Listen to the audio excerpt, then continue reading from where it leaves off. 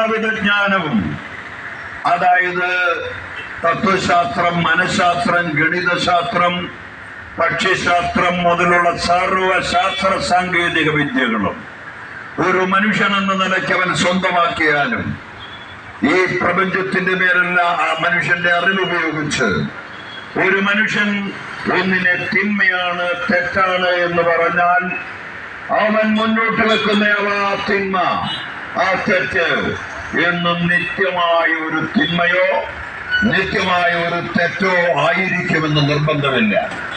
അത് അവൻ പറയുന്ന തിന്മയ്ക്ക്, തെറ്റിന് മാറ്റമില്ലാത്ത വിധം എന്നും നിത്യമായ ഒരു തെറ്റായിരിക്കും, തിന്മയായിരിക്കും അവൻ പറയുന്നത് എന്ന് കരുതാനും നമുക്ക് കഴിയുകയില്ല.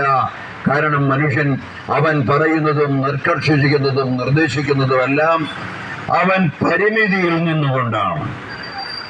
ഒരു